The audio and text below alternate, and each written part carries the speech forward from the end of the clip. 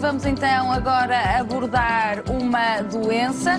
Vamos tentar saber os números desta doença no nosso país. Sabemos sim que a diabetes não tem tido muitas melhoras ao nível dos números, mas vamos hoje falar sobre o pé diabético. Já sabe, também pode continuar a ligar para o 225 083 204 para ficar inscrito na nossa lista de chamadas e podermos responder às suas questões em direto, já na terceira parte, no âmbito da especialidade de podologia. Cumprimento agora o Dr. Francisco Oliveira Freitas. Muito boa tarde. Muito boa tarde. Também já não é a primeira vez que vem até ao nosso consultório.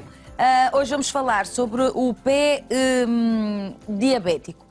Como dizia há pouco, a diabetes infelizmente afeta de facto 1 milhão de portugueses. Penso que o número anda a rondar mais ou menos 1 milhão. Para quem não sabe de todo, como é que podemos caracterizar esta doença? O que é o pé diabético? Ora bem, antes de mais, muito obrigado a oportunidade de mais uma vez estar aqui convosco.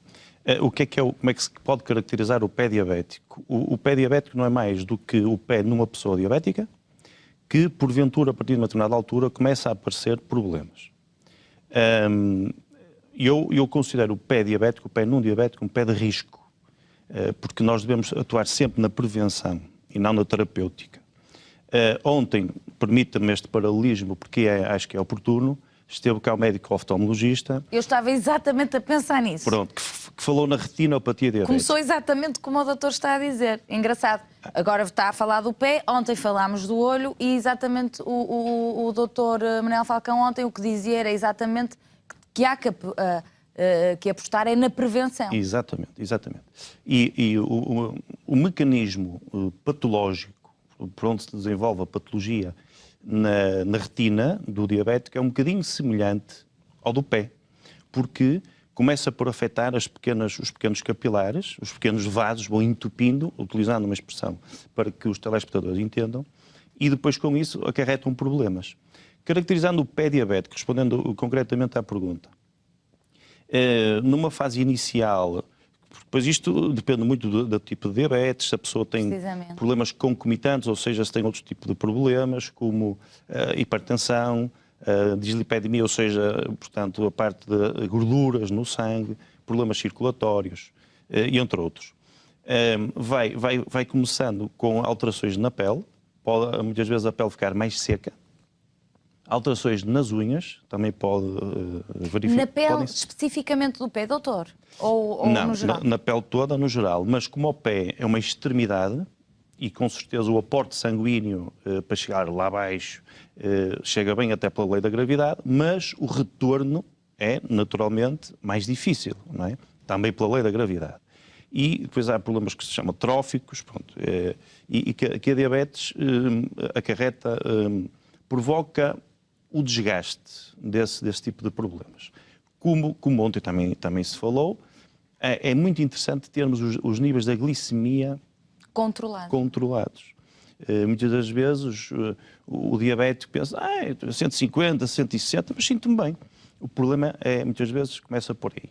Porque há uma descompensação. Mesmo que o paciente diabético se sinta bem e que não tenha dor e incómodo, pode, exatamente como falávamos ontem, estar a abrir caminho para lesões que depois se possam tornar irreversíveis. Isso também acontece no pé. A doutora Rafaela falou agora numa coisa fundamental. Eu, quando estava a caracterizar o pé de um diabético, ia chegar a esta parte que é a dor. Quando estamos num pé mais grave, de um diabético, pode surgir uma situação que se chama neuropatia diabética, que no pé se manifesta muitas vezes por falta de sensibilidade. Vai diminuindo a sensibilidade até que muitas vezes desaparece a sensibilidade mesmo. Totalmente. Totalmente. Portanto, o pé deixa de ter sensibilidade. Deixa de ter. Logo, também a pessoa tem dificuldades em andar, não é? Poderá ter, sim. Mas imagine que temos uma pedrinha no sapato, uma unha encravada, um calo, uma ferida, que não dói. A dor é um alerta. Se um diabético perder a sensibilidade, faz com que essa feridinha, essa pedrinha, possa avançar e produzir... Escaldão. Um escaldão, muito bem. Por exemplo, o diabético é proibido usar as botijas de água quente no inverno. deve ter em atenção também a parte do calçado, meias, mas em termos de caracterização do pé diabético, que era isso que estávamos para nos recentrarmos, é um bocadinho isso. O mais perigo, o sinal de maior alerta é precisamente a falta de sensibilidade. E para isso, por exemplo, nós, enfim, se me permite, tenho aqui trouxe este... Claro. Este martelo de reflexos, que muitas vezes é utilizado, como sabem, para o joelho, mas isso é o mais clássico, porque ele é utilizado para muitos outros reflexos que nós temos no corpo. Mas este martelo de reflexos também tem outras particularidades, que é aqui nas extremidades, para nós, em consulta, facilmente, medirmos a sensibilidade do paciente. É evidente que eu não vou espetar este adereço. Não é bem uma agulha, mas... Não é bem uma agulha, é só para sensibilizar a sensibilidade à dor. Pronto. Em diferentes regiões dos pés das pessoas, apercebemos como é que está a sensibilidade. Nesta extremidade temos outra, que é para a sensibilidade mais fina. Portanto, temos o pincel. Pronto, isto é uma sensibilidade mais fina. Assim como também podemos ter a sensibilidade à temperatura, que, como falou e bem, pode também estar alterada, como podemos facilmente uma lata de frigorífico, por exemplo, comparar se a pessoa sente a sensibilidade ao frio ou com um copo de água quente também sente ao calor. É evidente que com estes testes devem ser feitos em zonas anatomicamente, portanto, respeitar as zonas anatómicas, e deve ser feito sem o paciente ver aquilo que estamos a fazer. Porque senão, claro, naturalmente, se eu estiver a olhar para o meu pé e ver um profissional, eu sinto. Pode até nem sentir, mas está a ver e pode influenciar a sensibilidade, não é? Tem que ser um teste que é feito sem o paciente estar a ver exatamente o que o médico está a tentar fazer. Médico, podologista, seja qualquer profissional. Por exemplo, os diabéticos, fundamentalmente há dois tipos de diabéticos, tipo 1, tipo 2. E esses dois tipos de diabetes vão também ter dois tipos diferentes de lesões ao nível do pé, ou não? Não necessariamente, porque à partida o tipo 1, que é necessária a administração de insulina, e que é mais numa idade mais precoce, mais jovem, pelos anos de duração da doença, pode desgastar mais rápido. Por outro lado, e eu vou-me socorrer também do que vi atentamente aqui ontem, muitas das vezes o diabético tipo 2, que é já numa fase mais adulta, mais tardia, que vai ao médico de família, ou muitas vezes até numa consulta de oftalmologia, que lhe é feita a retinografia, não é? A fotografia à retina, olha, o senhor é diabético. É o diagnóstico feito ao contrário, tardio, que é precisamente pela negativa, não é? Pela negativa. Que é pelo pé é que se vai a perceber que a pessoa é diabética, quando a diabetes é uma doença que tem que estar controlada e muito bem controlada. Exatamente. Logo desde o início. E portanto, é uma doença sistémica do corpo todo. Eu não quero com isto alarmar demasiado. Estamos aqui numa atitude de informação e formativa, que essa que é a nossa função. Dizia eu, no diabético tipo 2, normalmente é já no adulto, devido aos hábitos alimentares, à falta de exercício físico, ao sedentarismo. E muitas também das vezes, já ao desgaste do próprio pé e do próprio corpo, não é? Porque normalmente são pessoas mais velhas, já têm mais desgaste, naturalmente, não é? O natural. E muitas das vezes também temos condições anatómicas desfavorecidas. O que é que eu quero dizer com isto? Uma barriguinha, não é? E o que é que eu quero dizer com isto? Que, tendo essa barriguinha, muitas das vezes impossibilita-nos de, fisicamente, eu próprio conseguir tratar do meu pé. Nomeadamente, por exemplo, cortar bem as unhas. Quando o que acontece mais ou menos também às grávidas, não é? Exatamente. Pronto, é uma condição anatómica também com a barriguinha, neste caso uma condição anatómica que também para chegar ao pé é complicado. Que é difícil. Pronto. Mas há ajudas, não é? Mas, por exemplo, também trouxe este adereço, que é muito interessante, que é para uma pessoa, imagine-se uma pessoa sozinha, com dificuldades anatómicas. Isto aqui, o que é que faz? Tem aqui um espelho, como consegue ver, e então permite observar os pés por baixo, entre os dedos portanto, toda a planta do pé, que isto é um dispositivo barato e que se encontra facilmente, e é interessante porque ajuda aquela pessoa, diabética ou não, Atenção, estamos a falar no pé diabético, mas poderá não ser diabético, claro. não é? Que está sozinha, que não tem um Pode terceiro. ajudar noutras... Na inspeção da pele, entre os dedos, nas unhas. Agora, imagine-se que se nós temos sensibilidade, despertar-nos-á para algum problema que se tenha. Perdendo essa sensibilidade que há um bocado falávamos, já não estou desperto para isso. Portanto, tenho que me recorrer de uma observação cuidada e diária. Muito bem. Nomeadamente também a recorrer a consultas de podologia e da especialidade. Agora, que tipo de lesões, então, na prática, é que então os pés podem ter devido a esta condição da diabetes? É apenas e só perda de sensibilidade ou existe lesão, existe edema, existem... Sim, pode existir. O que é que fisicamente se pode... Portanto, os sintomas? Os sinais e sintomas podem existir o edema, o inchaço, como estava a dizer muito bem, e depois aquilo que eu ia dizer um bocadinho. Se houver outras patologias associadas à diabetes, que a diabetes as amplifica, pode também haver manifestações desse tipo de doenças. Por exemplo, aquilo que eu lhe falava há um bocado, a pele seca pode originar gretas, pode originar fissuras na pele. E se originar é uma porta de entrada para infecções. Lá está. E muitas das vezes as lesões mais complicadas que podem existir são as amputações. São essa catástrofe. No nosso país, há um bocado ao início falou em números, eu vou-lhe dar um número. No nosso país, o Observatório da Diabetes revela que entre 40% a 60%, portanto, cerca de 50%, das amputações não traumáticas devem-se à diabetes. O que é muito. É imenso. É imenso. E sendo que muitas delas, a maior parte, podem ser evitadas. Veja-se os estudos que existem. No norte do país, isto tem que ver com haver mais profissionais de podologia, e agora aqui no Grande Porto há um hospital que tem a consulta do pé diabético como consulta específica. Específica, no hospital público, específica, multidisciplinar, que é muito interessante.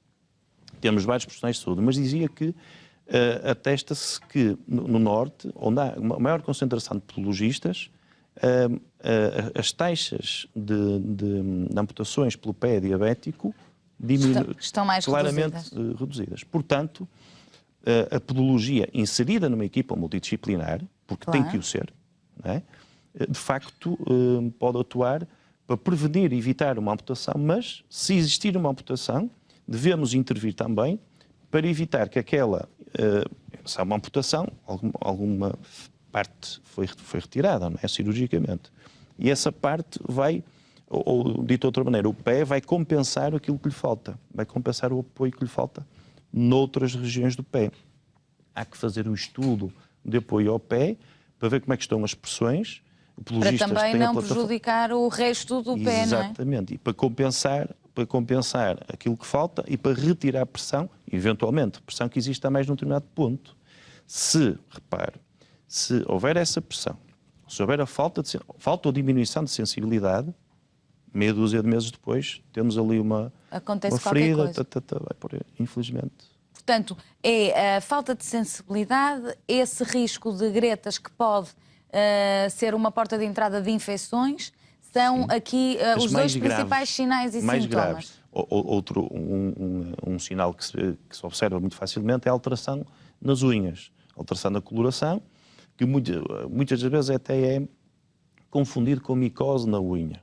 Que tem a ver com a tal história da circulação, exatamente, não é? Precisamente isso. E, portanto, também a coloração das unhas também pode ser um sinal de alerta. Assim como, não só a coloração, assim como também haver um espessamento, haver um esfarelamento também, um engrossamento da unha também. Portanto, no fundo, quem é diabético, tipo 1, tipo 2, estar desde logo e cedo alerta para que a diabetes traz consigo uma série de outras complicações e convém nunca é demais, estar a tempo de as prevenir.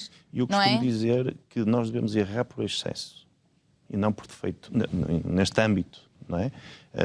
Não estamos aqui a fazer a apologia do hipocondrismo, nem nada do género, claro mas obviamente que se à partida a pessoa sabe que tem uma condição diabética e que é uma doença muito grave, sabe que tem que a controlar e Precisamente.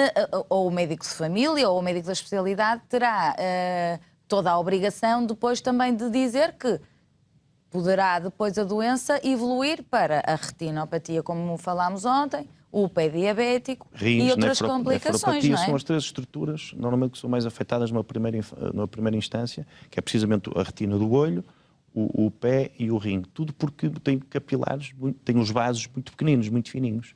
E começa muito por aí. Muito bem. Agora, trouxe-nos aqui dois pés.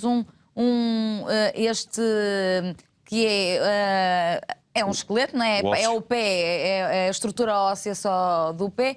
Trouxe este pé em estrutura óssea por algum motivo em particular, para nos explicar alguma coisa? Não, trouxe, primeiro, para dar também mais ênfase à podologia, e depois, se for necessário, até foi mais em consideração com os telespectadores lá de casa. Porventura, às vezes eu socorro-me destes modelos para tentar explicar alguma coisa que esteja a dizer, não é? Não vou estar aqui a ser académico, não quero estar a amassar os telespectadores de Portugal. Muito bem. Agora, tem ali uma estrutura em silicone que é usada para quê? Estas duas estruturas que estão aqui a ver em silicone, o podologista molda-as ao pé, neste caso aos dedos, do doente. Temos uns boiões, é tipo plasticina, depois fazemos as misturas que temos que fazer e colocamos diretamente no pé do doente e no dia da consulta já sai chama-se tecnicamente isto, ortótese de silicone. Quais são só trouxe estes dois, a título exemplificativo, temos N de situações. Por exemplo, imagine que temos um calo entre os dedos. É loma interdigital, um calo entre os dedos. Porque temos um dedo sobreposto ao outro. E há ali um ponto de fricção. Não é? Isto é para o diabético e para o não diabético, a lógica é a mesma neste caso. Não é? Mas, havendo esse ponto de fricção, aquele calo podemos retirar, muito bem, mas ele vai voltar sempre a surgir. Se nós colocarmos com uma coisa, um dispositivo simples, o afastamento do dedo, claro que não é assim tanto, mas o afastamento do dedo vai permitir com que estes dedos estejam no seu realinhamento anatómico normal. Perdão. E vai, portanto, evitar esse ponto de pressão, de fricção.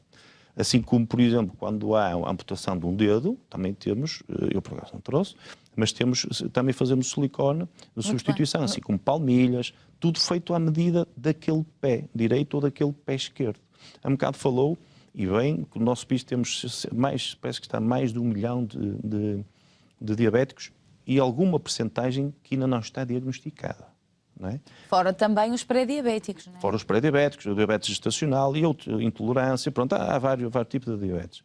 Mas imagine, cada pessoa tem 2 pés, tem 2 olhos, ou seja, isto já vai dar 2 milhões de potenciais problemas, se é que me fiz entender. Sim. Ou seja, a nossa atenção deve estar redobrada também exatamente para este drama, que às vezes é mesmo um drama. Agora, em relação a esse cenário mais catastrófico, como falou há pouco, de ter que haver amputação, há então como que próteses que podem ser feitas então à medida para colmatar a ausência, por exemplo, de um dedo? Sim, sim. Hoje em dia já é possível tudo isso. Do médio pé, etc. Sim, já. Isso também depois vai ajudar naquilo que me dizia há pouco do apoio ao resto do pé. Ou é só uma questão mais estética? Não. Estamos também a falar aqui de funcional. Do apoio e da parte biomecânica, da parte mecânica, da parte da nossa marcha e também, aquilo que eu dizia um bocado, prevenir que as lesões continuem exatamente por causa de alguma coisa que falta ali. Entende? Também nesse sentido é importante o uso da prótese.